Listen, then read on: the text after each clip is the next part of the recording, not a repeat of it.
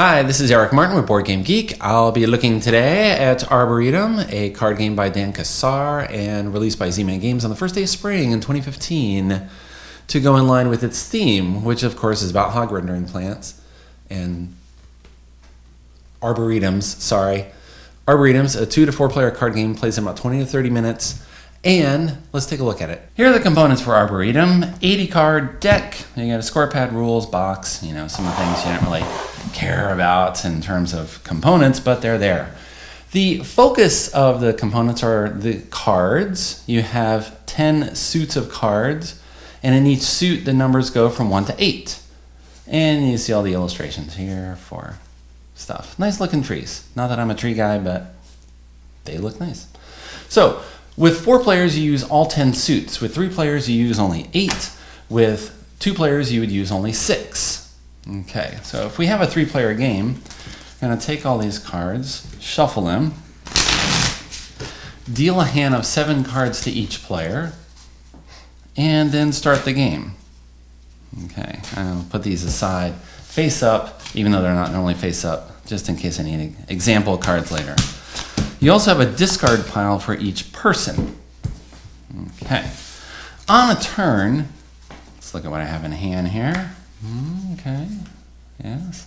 On a turn, you're going to draw 2 cards, and you can draw from any of the discard piles. So you can draw this from the same pile twice, or different piles, or draw 1 card, and then draw something else. Okay. Now I'm going to take one of the cards and play it into my Arboretum. And I'll explain that more in a moment. And then I have to choose one of the cards and discard it into my discard pile. And that's it for my turn. Next player is going to draw 2 cards, again from any piles or the deck or both. However you get 2. Play a card in the Arboretum, discard. And you keep taking turns round robin until someone draws the last card from the deck. That player takes their final turn. And then you score points. So, what are you actually scoring? Well, you're going to be building up your Arboretum turn by turn, laying out cards in it. Once you have a first card, all the other cards must be placed adjacent to it. And you can branch off, however you like. And you're going to be building these paths of trees. Let's pretend I'm doing this instead, just so we can have some examples here for what I'm doing.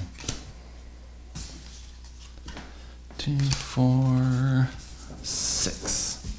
Okay, there we go. So we have an Arboretum, and what you're trying to do is make paths in your Arboretum where you start with a particular type of tree, you go in ascending order, and you end with the same type of tree. So I have a path of 3 here with maple, starting at a 1, 2, 4 maple. Okay, I have a lilac, 2, 4, 6, starting in with the same one. I have an oak, 3, 4, 6, 8. This Royal Poinciana, 3, 3, 4, 5. That is not ascending order, this is not a path. If I put this here, then I have a path of 2 cards. Let's say I have a path of 3 cards. 1, 3, 5. Okay. So, how you score is you get 1 point for each card in the path. Lilac is 1, 2, 3. Okay, maple 1, 2, 3. If you have a 1 in a path, that scores you an extra 1 point. So, this is actually 4 points. This would be 4 points as well. If you have a path that is 4 or more cards that are all the same suit, then you actually score 2 points per card. So, that's 8 points for that. If you have an 8 in a path, then that's an additional 2 points. So, this is 10 points. 4, 4, 3, 21 points. However, this is the main point of the game, you do not score for every path in your Arboretum. There is an area majority element to this game. You are drawing 2 cards and discarding 2 cards each turn, which means you're still going to have 7 cards in hand at the end of the game. And for each suit in the game, and this is where the scorecard comes in handy in terms of tracking all this stuff. For each suit in the game, you're going to see who has the most of that card in their hand. And whoever does is the only person who scores for this suit. If two people had 7, someone else has the 5 and 2 of oak, and I have the 7 of oak, we both have 7 in hand, then we both score for our paths. Or if no one has any in hand, we tie at 0. Everyone scores for their path of that type. Okay, so if I have the most of oak, I will indeed get my 10 points for oak. I have no maple in my hand. If anyone else has maple in their hand, I don't score anything for this path I built. Tough luck, Charlie. I have 3 lilac. If that's not enough, I don't score this. If I do, then I do. One little tricky element here is if I have the 8 of a suit and someone else has the 1, then then my 8 counts as 0. It counts as nothing towards majority. It's a standard David takes down Goliath, interaction mechanism or making cards valuable for things.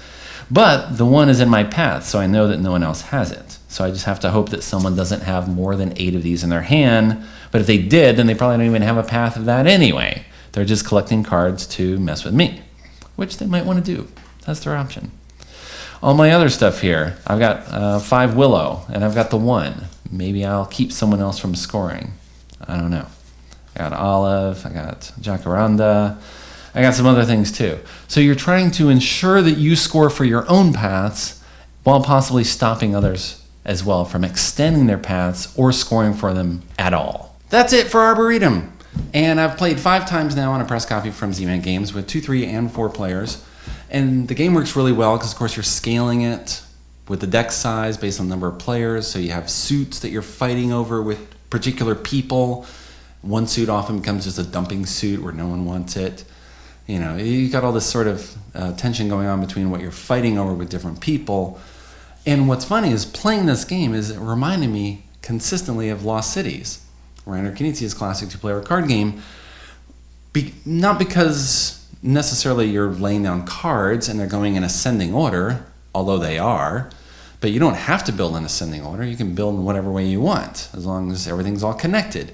And you can have a card that's used in multiple paths. So if I have a 5 in the center here and a 3, 4, 5, 6 of one, and then a 2, 5, 6 of another, and then a 1, 2, 5, 6, 8 of another, you can use this card in multiple ways and make multiple trails or paths, and ideally have those suits in hand so that you actually score for them at the end. Okay, this is what you're trying to do. And as you're trying to do this, you're stuck with this 7-card limit. All right, your hand size stays the same the whole time. So you're trying to massage this, keep the things that you want, not discard the things that other people want, right? Hold the cards that may let you stifle them. A 1, if you haven't seen an 8 on a suit for someone else is collecting, that you think they're holding on to, all right? You're gonna try to balance all this, but you have only 7 cards, and you must draw 2 and play 2, or play 1, discard 1 each turn. So it's got this real balance here of, now I can discard this because they built past this, and this card won't be useful for them anymore to give them the 4-card maximum to double their score, and on. All this little balancing stuff, all constrained within this little card game. All right? And what's funny is I asked Dan Kassar about writing a designer diary about the game for publication on BGG News, and he brought up that, yes, he and his wife had played tons of Lost Cities while traveling around the world, and that game sort of grew into this one over time with the travel experiences and all these other things. And you can see that DNA reminiscent in Arboretum. It's not a bad game to reference if you're trying to pull inspiration from. So there's the game. It's gone pretty well with various players. I had one player who does not like spatial games, like tile laying games. The person just has a hard time grasping how things are connected in terms of pathways. So that person could not wait for this game to end and not like it at all. But other people, if you have that, where you can see the trails, the multiple overlapping trails as you're building across here to get everything together, while keeping the area majority bit in mind, and the restrictions on the 1 killing an 8 and other types of things, it works really well in this tight, compact space. So there's a rundown of Arboretum.